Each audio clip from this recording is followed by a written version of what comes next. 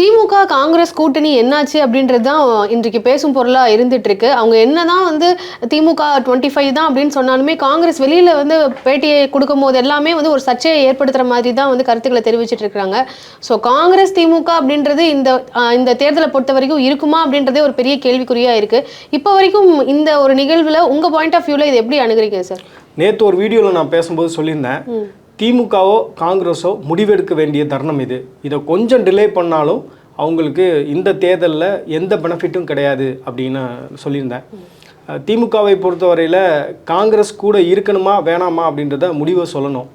இப்போ இந்த கூட்டணி பேச்சுவார்த்தை இழுத்துக்கிட்டே போச்சு அப்படின்னா நிச்சயமாக ஆன் கிரவுண்டு பார்த்திங்க அப்படின்னா இது வந்து ஒரு ஓட்டாக டிரான்ஸ்ஃபர் ஆகிறதுல நிறைய சிக்கல்கள் இருக்கும் அப்படின்னு நான் நினைக்கிறேன். ஏன்னா தொண்டர்களை பொறுத்தவரையில் நம்ம வந்து திமுக கூட்டணியில் தொடர்றோமா, இல்லை காங்கிரஸ் தலைமை என்ன மாதிரியான முடிவை எடுக்க போகுது, இல்லை நம்ம வந்து தாவேக்கா பக்கம் போகிறோமா அப்படின்ற ஒரு குழப்பமான மனநிலையிலே காங்கிரஸ் தொண்டர்கள் இருப்பது போல தெரிகிறது. அதே மாதிரி காங்கிரஸ் வந்து உள்ளே வருவாங்களா இல்லை வந்து அவங்க தாவேக்கா போகிறாங்களா அப்படின்ற ஒரு குழப்பமான மனநிலையிலும் அவங்களும் இருக்காங்க. ஸோ இது தேர்தலில் பார்த்திங்க அப்படின்னா ரெண்டு பேர்த்துக்கும் பெனிஃபிட் இல்லாத ஒரு சூழலாக அது மாறுவதற்கான வாய்ப்பு இருக்குது. இப்போ ஆன் பிஹைண்ட் த ஸ்க்ரீன் என்ன நடக்குது அப்படின்றத பற்றியும் கொஞ்சம் பேசலாம்னு நினைக்கிறேன்.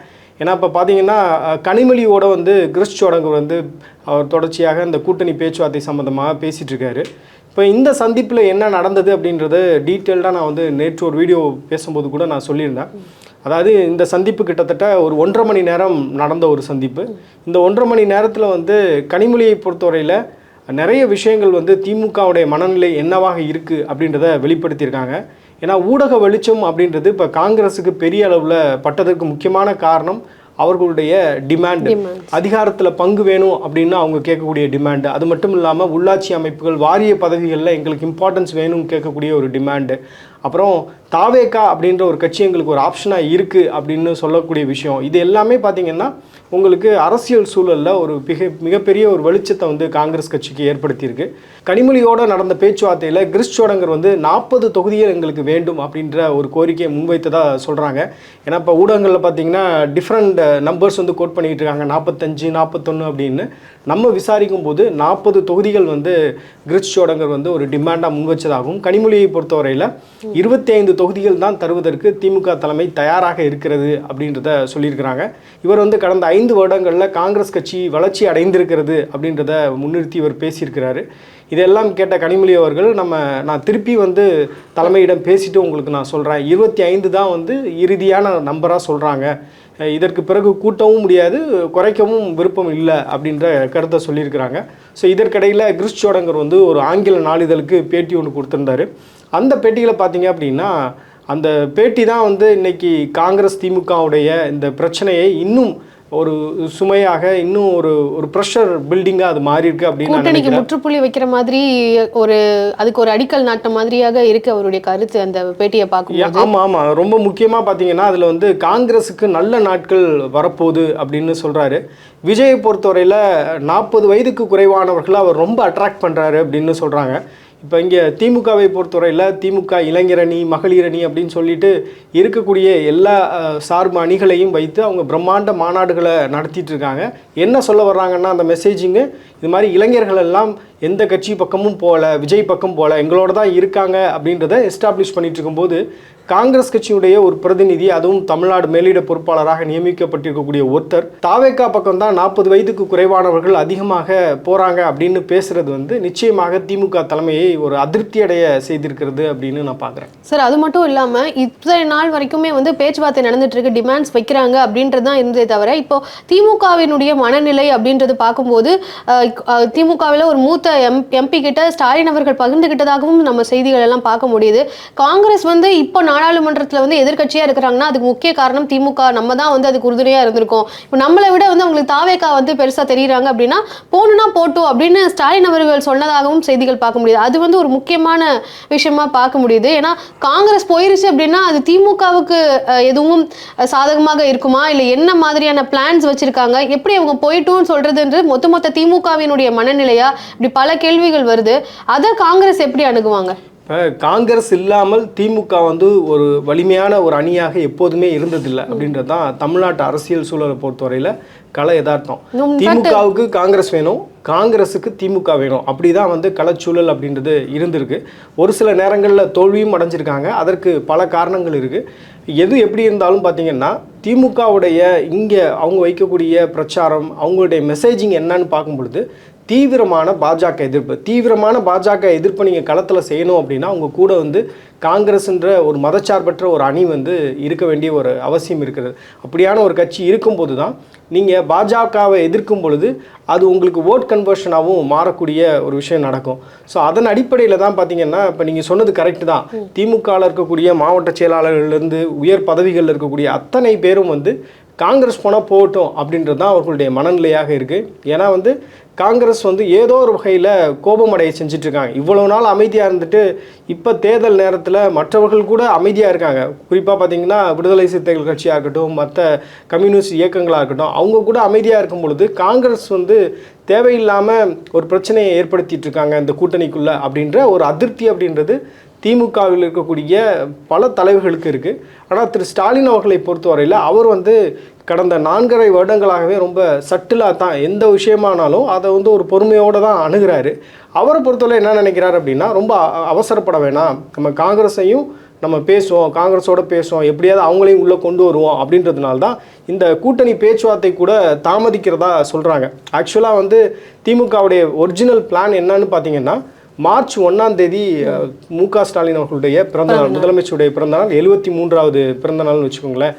ஸோ அந்த பிறந்தநாள் அன்னைக்கு வந்து எல்லா கூட்டணி கட்சி தலைவர்களையும் ஒரே மேடையில் ஏற்றி முதலமைச்சருக்கு பிறந்தநாள் வாழ்த்து சொல்ல வச்சு இந்த அலைன்ஸ் வந்து ரொம்ப ஒரு ஸ்ட்ராங்கான ஒரு அலைன்ஸு அப்படின்ற மாதிரியான ஒரு மெசேஜிங்கை வந்து கடத்தணும் அப்படின்றது தான் அவங்களுடைய ஒரிஜினல் பிளானில் இருந்தது. ஆனால் காங்கிரஸ் வந்து தொடர்ச்சியாக அவர்களுடைய டிமாண்டை வந்து அதிகப்படுத்தி பேசுவது, ஊடகங்களில் தொடர்ச்சியாக அவர்கள் பேசுவது, இது எல்லாமே வந்து திமுக தலைமைக்கு ஒரு பெரிய சிக்கலை ஏற்படுத்தியிருக்கிறது. அதனால தான் பார்த்திங்க அப்படின்னா ஸ்டாலின் தொடரட்டும் தமிழ்நாடு வெல்லட்டும் அப்படின்ற ஒரு கேம்பெயின், ஒரு ரேலியை வந்து அவங்க பிளான் பண்ணி வச்சுருந்தாங்க. அதை வந்து மார்ச் 9ஆம் தேதிக்கு இப்போ போஸ்ட்பான் பண்ணியிருக்காங்க. திருச்சியில் மிக பிரம்மாண்டமாக KN நேரு அவர்களுடைய மேற்பார்வையில் ஸ்டாலின் தொடரட்டும் தமிழ்நாடு வெல்லட்டும் அப்படின்ற ஒரு ராலி அப்படின்றது நடக்க போகுது. அந்த ராலியில் பார்த்தீங்கன்னா அந்த பெரிய மாநாட்டில் உங்களுக்கு வந்து இந்த கூட்டணி வலுவான கூட்டணி அப்படின்ற ஒரு மெசேஜிங்கை பெரிய அளவில் கன்வே பண்ண போகிறாங்க. அதில் ஒரு சுவாரஸ்யமான விஷயம் என்ன அப்படின்னா, மாரி செல்வராஜோடைய இயக்கத்தில் ஒரு பாடல் வந்து இந்த கேம்பெயின் பாடல்னு சொல்கிறாங்க. இந்த தேர்தலுக்காக பிரத்யேகமாக ஒரு கேம்பெயின் பாடல் ஒன்று இயக்கியிருக்காங்க. அந்த பாடல் வெளியீடும் இந்த ராலியில் நடக்க போகுது, இந்த மாநாட்டில் வந்து வெளியிட போகிறாங்க அப்படின்ற ஒரு தகவலும் இருக்குது. தொடர்ந்து மாரி செல்வராஜ் அவர்களையும் திமுக மேடைகளில் பார்க்க முடியுது. ஸோ பாடல்களும் வரப்போகுது. அது தாண்டி இப்போ காங்கிரஸ் வந்து இந்த கூட்டணியில் இல்லை அப்படின்னாலுமே திமுக இந்த தேர்தலை சந்திக்கிறதுக்கு தயாராகிட்டு இருக்கிறாங்க அப்படின்ற செய்தியும் பார்க்க முடியுது. 200 வெல்வோம் அப்படின்ற மாதிரி போன வருடத்தில் இருந்தே திமுகவை சேர்ந்தவர்கள் வந்து குறிப்பிட்டு தான் இருக்கிறாங்க. ஸோ ஒருவேளை காங்கிரஸ் போயிட்டா கூட நிறைய தொகுதிகளை அவங்களுக்கு ஒதுக்காமல் நம்மளே நிறைய தொகுதிகளில் உதயசூரியன் சின்னத்திலேயே வந்து கிட்டத்தட்ட 200 தொகுதிகளாவது போட்டி போடுற அளவுக்கு கடந்த தேர்தலை விட அதிகமான எண்ணிக்கையில் போட்டி போடலாம் அப்படின்ற திட்டமும் மற்ற கட்சிகள் விசிக கம்யூனிஸ்ட் கட்சிகளுக்கும் அதிகமான சீட்ஸ் வந்து கொடுக்கறதுக்கான வாய்ப்புகள் இருக்குன்ற செய்தி பார்க்க முடியுது. இதுக்கான வாய்ப்புகள் இருக்கா? காங்கிரஸ் வந்து எப்படி ஒரு பிரதானமான 2வது பெரிய கட்சி அப்படின்னு இருந்ததோ அந்த இடத்துல விசிகாவை வந்து கொண்டு வரதுக்கு திமுக வந்து திட்டமிடுவாங்க அப்படின்ற செய்தியையும் இன்னைக்கு நம்மளால பார்க்க முடியுது சார். அதுக்கெல்லாம் சாத்தியம் இருக்கா? இப்போ திமுக காங்கிரஸ் கூட்டணியில் பிளவு இருக்குது. இந்த கூட்டணி வந்து ஜெல்லாகாது. இந்த கூட்டணி வந்து 2026 இணைந்து தேர்தலில் போட்டியிட மாட்டாங்க அப்படின்ற அந்த மெசேஜ் எல்லாம் வந்து நம்ம தொடர்ச்சியாக பார்க்கும்போது எனக்கு வந்து ஃபஸ்ட்டு அந்த 70-30 ரேஷியோவில் தான் தோணுது. 70% இது வந்து ஃபேக் தான், 30% வாய்ப்பு இருக்குது அப்படின்னு தோணுது. ஆனால் இப்போ நடக்கக்கூடிய விஷயங்களை பார்க்கும்போது 40-60 இருப்பதற்கான வாய்ப்புகள் வந்து எனக்கு தென்படுது. அதாவது 60% வந்து காங்கிரஸ் திமுக கூட்டணியிலேருந்து வெளியேறிடுவாங்களோ அப்படின்ற ஒரு எண்ணம் கூட வர தோணுது. இப்போ நீங்கள் கேட்ட கேள்வி ரொம்ப முக்கியமானதுன்னு நான் நினைக்கிறேன். இன்றைக்கி சீனியர் ராமதாஸ் உடைய செய்தியாளர் சந்திப்பு பார்த்தீங்க அப்படின்னா உங்களுக்கு தெரியும். அவர் சொன்னார், 2 திராவிட கட்சிகளில் ஏதோ ஒரு திராவிட கட்சிகளில் தான் அவர் வந்து கூட்டணி வைக்க போகிறார் அப்படின்னு சொல்கிறாரு. நேற்று வந்து எங்களுடைய சின்னத்தையோ கட்சி கொடியையோ வந்து யாரும் பயன்படுத்தக்கூடாது அப்படின்ற ஒரு விஷயத்தை வந்து முன்வைத்து நீதிமன்றத்தை அணுகியிருந்தார். இன்றைக்கி காலையில் பார்த்தீங்கன்னா உங்களுக்கு வந்து திராவிட கட்சிகளில் தான் நாங்கள் வந்து கூட்டணி வைப்போம் அப்படின்றாரு. அப்போ வந்து அவர் தாவேக்காவோட கூட்டணி வைக்க போகிறதில்ல அப்படின்றது தெளிவாக தெரியுது. அப்போ திராவிட கட்சிகள்னு பார்க்கும்போது ஒன்று திமுக, இன்னொன்று அதிமுக. அதிமுகவில் ஆல்ரெடி வந்து உங்களுக்கு அன்புமணி ராமதாஸ் இருக்கிறாரு. அப்போ திமுகவில் தான் வந்து ராமதாஸ் போகிறாரு, திமுகவோட தான் கூட்டணி வைக்க போகிறாரு அப்படின்றது நம்ம வந்து டீகோட் பண்ண முடியுது. அப்படி பார்க்கும்போது இப்போ காங்கிரஸ் இல்லை என்றாலும் நம்மளால் வந்து ஒரு வலுவான கூட்டணியை வந்து கட்டமைத்து இந்த தேர்தலை சந்திக்க முடியும் அப்படின்ற ஒரு நம்பிக்கை வந்து திமுகவுக்கு வந்திருப்பது போல தான் தெரியுது. ஏன்னா இந்த கூட்டணி பேச்சுவார்த்தையை இனிஷியேட் பண்ணது எல்லாமே பார்த்தீங்க அப்படின்னா முதலமைச்சருடைய மருமகன் சபரீசன் தான் பண்ணியிருக்கிறாரு. காங்கிரஸோட மட்டும்தான் அவருக்கு வந்து ஒரு முரண் அப்படின்றது ஏற்பட்டிருந்தது. காங்கிரஸ் வந்து தொடர்ச்சியாக ஒரு பிடி கொடுக்காம அவங்க வந்து செயல்படுவது அப்படின்றது திமுக தலைமைக்கும் திமுக குடும்பத்திற்கும் ஒரு அதிருப்தியை ஏற்படுத்தியிருக்கு அப்படின்னு பார்க்க முடியுது. ஆன் கிரவுண்டு பார்த்தீங்க அப்படின்னா காங்கிரஸ் கட்சியை சேர்ந்தவர்கள் பலர் வந்து இன்னைக்கு தாவேக்கா மனநிலையோடு தான் இருக்காங்க. தாவேக்காவோட கூட்டணி போனால் நம்மளால் ஜெயிக்க முடியும், நமக்கு வந்து நல்லது, நம்மளுடைய கட்சி வந்து உற்சாகம் பெறுவதற்கு வாய்ப்பு இருக்குது அப்படின்ற ஒரு மனநிலையோடு அவங்களும் பயணிக்கும் பொழுது இந்த கூட்டணி ஜெல்லாகாது அப்படின்றது இன்றைக்கி நிறைய சர்வேஸில் அவங்க எடுக்கக்கூடிய சர்வேஸில் அவங்களுக்கு கிடைக்கக்கூடிய தகவலாக இருக்குது. அதன் அடிப்படையில் காங்கிரஸ் வந்து திமுக கூட்டணியிலேருந்து விலகுவதற்கு வாய்ப்பு இருக்குது அப்படின்னு நான் நினைக்கிறேன். அதே நேரத்தில் வந்து காங்கிரஸ் இந்த கூட்டணியை விட்டு போனாலும் திமுகவால் ஒரு வலுவான ஒரு கூட்டணியை கட்டமைக்க முடியும் அப்படின்ற சூழல் தான் இருக்குது. இப்போ நீங்கள் சொன்னது போல் வந்து கடந்த முறை 188 இடங்களில் திமுக போட்டிட்டு இருந்தாங்க. அதில் வந்து நிறைய பேர் உதயசூரியன் சின்னத்துலேயும் போட்டிட்டு இருந்தாங்க. 173 இடங்களில் வந்து திமுகவுடைய வேட்பாளர்களே வந்து உதயசூரியன் சின்னத்தில் நின்னாங்க. 133 ஜெயிச்சாங்க அப்படின்றத நம்ம பார்க்குறோம். இந்த முறை வந்து குறைந்தது 170 இடங்கள்லையாவது திமுக நிற்க வேண்டிய ஒரு தேவை அப்படின்றது இருக்குது. அப்போ காங்கிரஸ் கேட்கக்கூடிய டிமாண்டெல்லாம் அக்செப்ட் பண்ணிட்டு அவங்க வந்து இந்த தேர்தலை சந்தித்தார்கள் அப்படின்னா அவங்களால வந்து தனிப்பெரும்பான்மையோட ஒரு வேளை ஜெயிச்சாங்க அப்படின்னா தனிப்பெரும்பான்மையோட ஆட்சி அமைப்பது அப்படின்றது ஒரு பெரிய சிக்கலாக இருக்கும். அப்போ தனிப்பெரும்பான்மை இல்லை என்றால் எல்லா கட்சிகளும் வந்து எங்களுக்கு அதிகாரத்தில் பங்கு கொடுங்கன்னு கேட்பதற்கான ஒரு சூழல் அப்படின்றது உருவாகிடும். அதனால் திமுகவை பொறுத்தவரையில் கரெக்டாக மெஷர் பண்ணி தான் அவங்களுடைய அடுத்த ஸ்டெப்பை வைப்பாங்க அப்படின்னு நான் நினைக்கிறேன். இப்போ காங்கிரஸ் போகிறதுனால டிவிகேக்கு வந்து ஒரு பெரிய மொமெண்டம் வந்து கிரியேட் ஆகும். அதே வேளையில் திமுகவுக்கு வந்து செக்யூலரான ஒரு பார்ட்டி வந்து தன்னை விட்டு போகுது அப்படின்றது ஒரு பெரிய பாதிப்பை ஏற்படுத்தும்ன்ற கருத்துக்களையும் பார்க்க முடியுது. அந்த அளவுக்கு பெரிய பாதிப்பை ஏற்படுத்துகிற அளவுக்கு காங்கிரஸுக்கு பவர் இருக்கா? நிச்சயமாக காங்கிரஸுக்கு ஒரு பவர் இருக்குது. ஏன்னா பார்த்தீங்கன்னா நீங்கள் வந்து காங்கிரஸ் என்ன சொல்லிட்டு இந்த கூட்டணியிலேருந்து வெளியே வர்றாங்க அப்படின்றது கவனிக்க வேண்டிய ஒரு விஷயம். காங்கிரஸுடைய மெசேஜிங்க்கு ரொம்ப ஒரு இம்பார்ட்டன்ஸ் அப்படின்றது இருக்கும். ஒருவேளை வந்து காங்கிரஸ் சொல்கிறாங்க திமுகவும் பாஜகவும் ஒரு கள்ள உறவில் இருக்காங்க, அவங்க வந்து ஒரு கள்ள கூட்டணி அப்படின்ற மாதிரியான ஏதாவது ஒரு மெசேஜிங், ரொம்ப ஒரு ஸ்ட்ராங்கான மெசேஜிங்கை சொல்லிட்டு வர்றாங்க அப்படின்னா நிச்சயமாக ஊடகங்கள் வந்து அதை பெரிதுபடுத்துவாங்க. அதை பற்றியான டிஸ்கஷன் அப்படின்றது நடக்கும். நிறைய கேள்விகள் வந்து திமுகவை நோக்கி வருவதற்கான வாய்ப்புகள் இருக்குது அப்படின்னு நான் பார்க்குறேன். அதனால் எந்த கட்சியுமே தேர்தல் காலத்தில் அண்டர் எஸ்டிமேட் பண்ணக்கூடாதுன்னு நினைக்கிறேன். இப்போ தாவேக்காவை பொறுத்தவரையில் அவங்களுக்கு இருக்கக்கூடிய பெரிய அட்வான்டேஜே வந்து இப்போ மற்ற கட்சிகளுக்கு இருக்கிற மாதிரி அவங்களுக்கு வந்து எந்த பேக்கேஜும் கிடையாது. அவங்க வந்து ஃப்ரெஷ்ஷாக வர்றாங்க. அவங்கள வந்து கிரிட்டிசிசம் பண்ணணும் அப்படின்னா ஒரு 2-3 விஷயங்களில் தான் நீங்கள் கிரிட்டிசிசம் பண்ண முடியும். கரூர் இன்சிடெண்ட்டாக சொல்லலாம், விஜயினுடைய அந்த அணுகுமுறையை சொல்லலாம். இந்த மாதிரி 2-3 விஷயங்கள் வந்து நீங்கள் சொல்லலாமே தவிர மற்றபடி உங்களுக்கு வந்து தாவேக்காவுக்கு பெரிய பேக்கேஜ்னு எதுவுமே கிடையாது. பட் மற்ற கட்சியில் பார்த்தீங்க அப்படின்னா எல்லாத்துக்கும் பேக்கேஜ் இருக்குது. அந்த கட்சி வந்து அதிகாரத்தில் இருந்திருக்காங்க, அதிகாரத்தில் இருக்கும்போது ஊழல் குற்றச்சாட்டுக்கு உள்ளாகி இருக்காங்க. இந்த மாதிரியான விஷயங்கள்லாம் இருக்குல்ல. ஸோ இதெல்லாம் வந்து மற்ற கட்சிகளுக்கு ஒரு கூடுதல் சுமையாக நான் பார்க்குறேன். அதே நேரத்தில் காங்கிரஸை பொறுத்தவரையில் காங்கிரஸுக்குன்னு அந்த செக்குலர் இமேஜ் அப்படின்றது இருக்குது. சிறுபான்மையினர் பொறுத்தவரையில் அவங்க இஸ்லாமியர்களாகட்டும் கிறிஸ்தவர்களாகட்டும் காங்கிரஸ் எந்த கூட்டணியில் இருக்கோ அந்த கூட்டணியை அவர்கள் வந்து நம்புவதற்கான வாய்ப்புகள் அதிகமாக இருக்குது அப்படின்னு நான் நினைக்கிறேன்.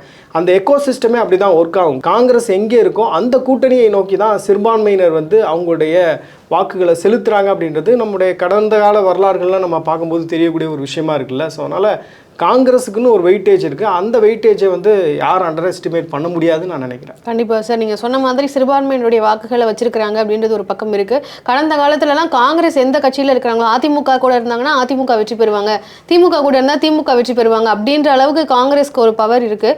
ஸோ இந்த தேர்தலில் அது மாற போகுதா இல்லை எப்படி அது வந்து அமைய போகுது அப்படின்றதெல்லாம் நம்ம பொறுத்திருந்து பார்க்கலாம். இன்னொரு விஷயம் கூட நான் சொல்கிறேன். சொல்கிறேன். இப்போ செல்வ பெருந்தகையை பொறுத்தவரையில் அவர் வந்து எப்படியாவது நம்ம ராகுல் காந்தியை இங்கே இப்போ ஸ்டாலின் அவர்களுடைய பிறந்த நாளுக்கு கூட்டிகிட்டு வந்து ஸ்டேஜிங் பண்ணணும் அப்படின்றதெல்லாம் அவருடைய பிளானில் இருந்ததாக சொல்கிறாங்க. ஆனால் கடைசியில் வந்து இந்த கூட்டணி பேச்சுவார்த்தை அப்படின்றது சுமூகமாக இல்லாததுனால ராகுல் காந்தியுடைய வருகையும் தமிழ்நாடு வருகையும் டிலே ஆகுது. மார்ச் 5ஆம் தேதி வந்து ராகுல் காந்தி வர்றதா சொல்கிறாங்க. ஸோ அதற்கு முன்பே வந்து பார்த்திங்க அப்படின்னா ஒன்று திமுக காங்கிரஸ் கூட்டணி அமைஞ்சிருக்கும், இல்லை காங்கிரஸ் தாவேகா கூட்டணி அமைவதற்கான வாய்ப்புகள் இருக்கு. கூடிய விரைவில் ஒரு பெரிய ஒரு பொலிட்டிக்கல் டர்ன் அப்படின்றது இருக்க போகுது அப்படின்றது மட்டும் தெரியுது. ஸோ என்ன நடக்க போகுது அப்படின்றதெல்லாம் பொறுத்திருந்து பார்க்கலாம். காங்கிரஸ் மற்றும் திமுகக்குள்ள நடக்கக்கூடிய குளறுபடிகள், நிறைய பிரச்சனைகள் போய்கிட்டு இருக்கு. இதை பற்றி நீங்கள் என்ன நினைக்கிறீங்க அப்படின்றத கண்டிப்பாக கமெண்ட்ல சொல்லுங்கள். நன்றி.